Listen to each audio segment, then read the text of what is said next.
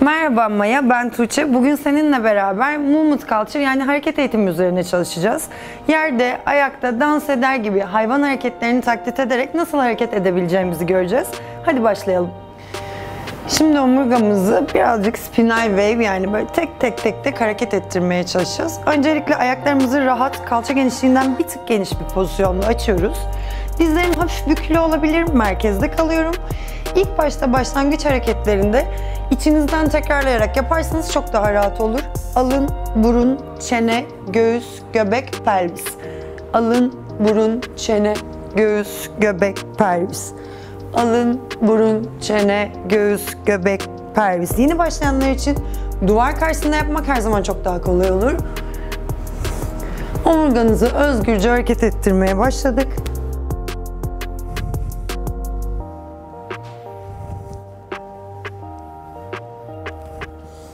Daireleri birazcık daha, dalgaları birazcık daha büyütebiliriz.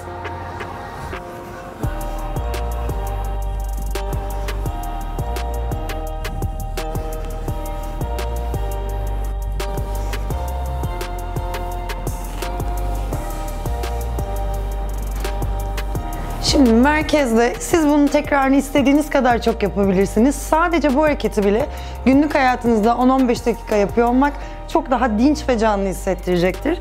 Şimdi ayaklarım yine kalçam genişliğinden biraz açık. Dizlerim hafif bükülü, merkezden kendimi hiç koparmadan sadece kollarımı sağa sola doğru savuruyorum. Ve omurgamın sağa sola bükülüşünü gözlerimi kapatarak içeriden takip edebilirim. Merkezim kaymıyor. Özellikle buna dikkat ederek. Kollarınızı özgürce savurun. Dizlerimi çok döndürmedim. Kapadım gözlerimi. Omurgamı hayal ediyorum. Kolunuzun dönüş şiddetini birazcık hızlandırırsanız omurganızı daha da çok hissedeceksiniz.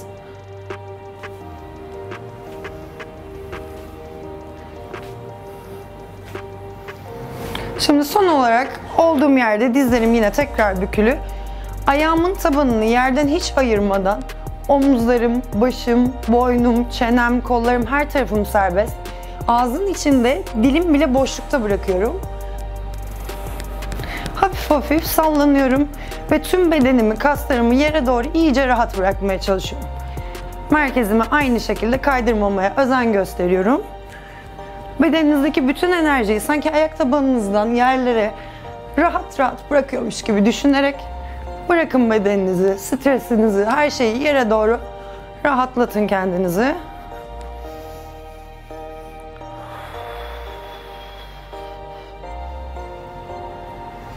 Şimdi hadi birazcık yerdeki son ısınma hareketlerimize devam edelim. Sonra hayvan hareketlerine geçiş yapacağız. Şimdi yer hareketlerine geçiyoruz. Döndüğümüz noktada bedenimizi ancak ayakları dışa doğru çevirip ellerimi kocaman gökyüzüne doğru açtım, avuç içlerimi birleştirdim. Ayak tabanlarımı olabildiğince ayırmadan, bu ilk başta mümkün olmayabilir. Oturduğum yere sağ elimle sağ omzumu ittiriyorum.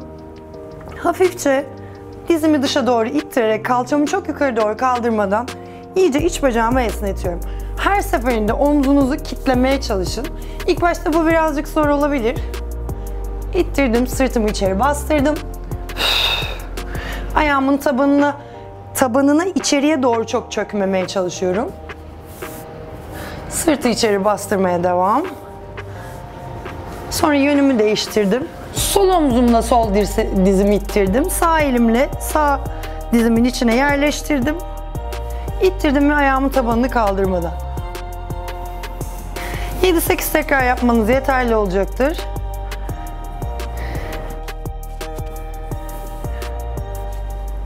Şimdi kalçamı iyice böyle yere doğru sanki uzatıyormuş gibi, oturur gibi pozisyondayım. Dirseklerimi dizlerimin içine yerleştirdim. Prayer pose yani dua pozu gibi oturdum. Hafifçe dirseklerimi bastırdım, sırtımı içeri bastırdım. Hop kamburlaştım. Nefes verdim, sırtımı içeri bastırdım, kamburlaştım. Tekrar. Son bir tane.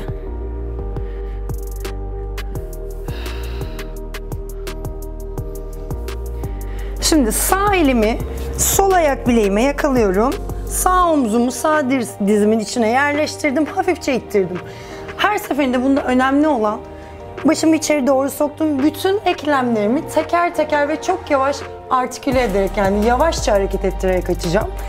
İlk başta sağ omzumu çıkardım. Sol dirseğimi, sol omzumu çıkardım. Sol dirseğimi çıkardım. Sol el bileğim, parmaklarımı açtım. Tek tek parmaklarımı topluyorum.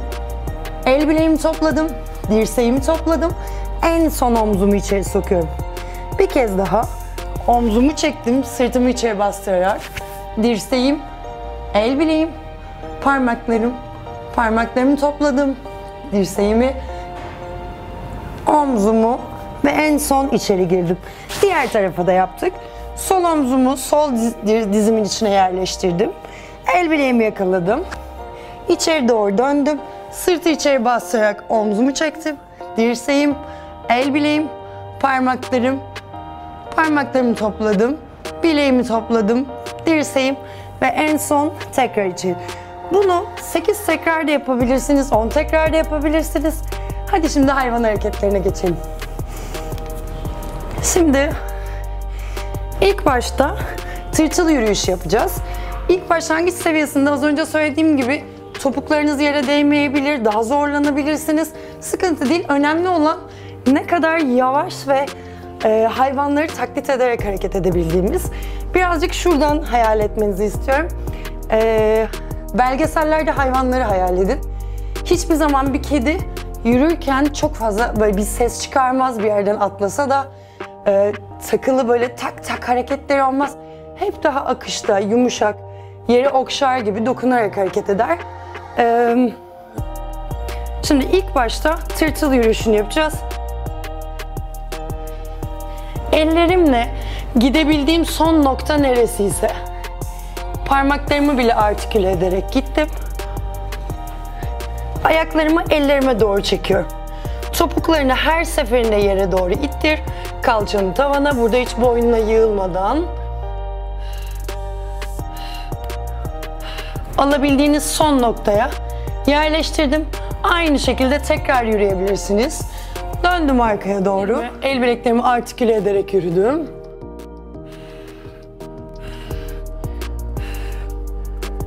Topuklarımı yere doğru ittirerek, yerleştirerek yürüdüm. Alabildiğim son noktaya ayaklarımı yerleştiriyorum. Ve tekrar başlangıca dönüyorum. Tekrar sayısı yine size kalmış. Kedi yürüyüşüne geçelim. Kedi yürüyüşünün başlangıç seviyesinde birazcık daha böyle omurganızı sanki üstünde bir tepside bir bardak su taşıyormuş gibi hayal ederek böyle dümdüz tutarak gidebilirsiniz. Size bir tık daha orta seviyesini göstereceğim. Ellerimi omuz başımın altına yerleştiriyorum. Dizlerim kalçamın altında. Küçücük kaldırdım. Bakışım biraz ileride. Gerçekten kediyi hayal edin.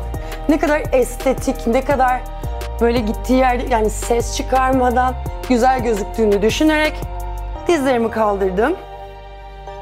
Omzumu sanki bir şey yukarıdan çekiyormuş gibi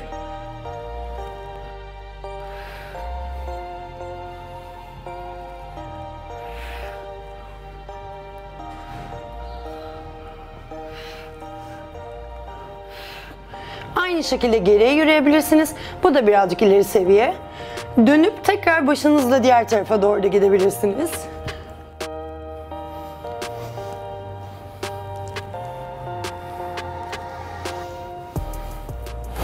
Şimdi tavşan yürüyüşünü yapacağız. Tekrar oturma kemiklerimin üstüne ısınmada yaptığım gibi böyle yere yerleştirir gibi oturuyorum. Şimdi kendinizi ileriye doğru atmak için birazcık karnımızı kullanacağız, karın kasımızı kullanacağız. El bileklerimi yine artiküle ederek kullanacağım. Sırtım dimdik. Ellerimi artiküle edip yere yerleştirdim. Karnımı çok kasarak hop tekrar dikleşip bu pozisyona oturuyorum. Şimdi ellerimi ne kadar ileriye yerleştirirsem kendimi öne fırlatma şeyim o kadar fazla olacak mesafe. O yüzden yakın da koyabilirsiniz.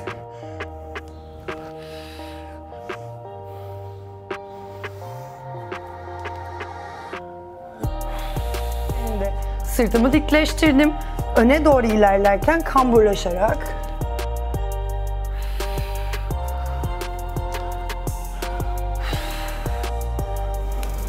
Şimdi ayı yürüyüşü. Ayaklarımı kalçamdan birer karış daha fazla bir noktaya açtım. Ellerimi de onlarla aynı hizaya.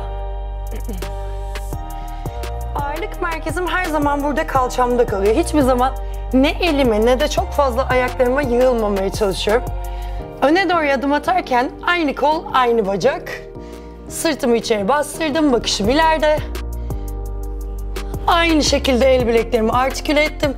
Her adım atışımda normal olarak bedenim öne doğru gitmek istiyor.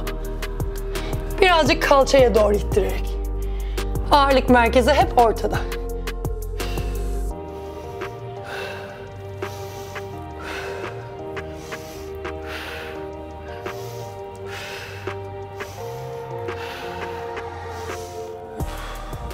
Aynı şekilde geri gidebilirim.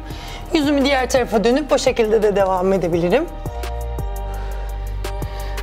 Günlük hayatımızda genelde hareketlerimiz hep öne doğru olduğu için insanların öne koordinasyonları, öne hareketleri çok daha kolaydır, çok daha rahat yapılır. O yüzden siz her zaman ilk başta yürüyün, kalçanızı çevirin, aynı şekilde geri yürüyebilirsiniz. Şimdi crab walk yani yengeç yürüyüş yapacağız. Ayaklarımla ellerimin tam arasına kalçayı yine yerleştirdim. Omuzlarımı geriye doğru aldım, sırtımı dimdik tutuyorum. Dizlerimi dışarıya doğru, kalçamın içinden dışarıya doğru çevirdim. Ayağımın tabanı merkezli bir şekilde yere basıyor. Sırtım dimdik. Ters kol, ters bacak. Sanki yukarıdan bir şey beni çekip uzatıyor gibi hayal ederek kalçamı yukarı doğru ittirmemeye çalışıyorum.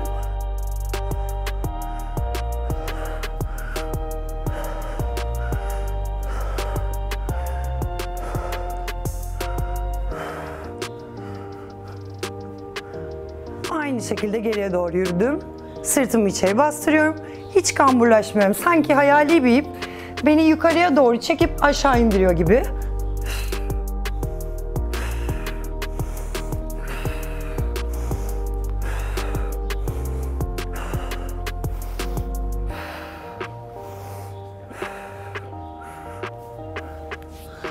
Dinlenme pozisyonunda tekrar prayer pose'da oturarak şimdilik ilk başlangıç seviyesindeki hareketlerimiz 5-6 tane ile yeterli. Siz eğer isterseniz bu hareketlerin tekrar sayısını çoğaltarak antrenmanınızı birazcık daha zorluk derecesini yükseltebilirsiniz.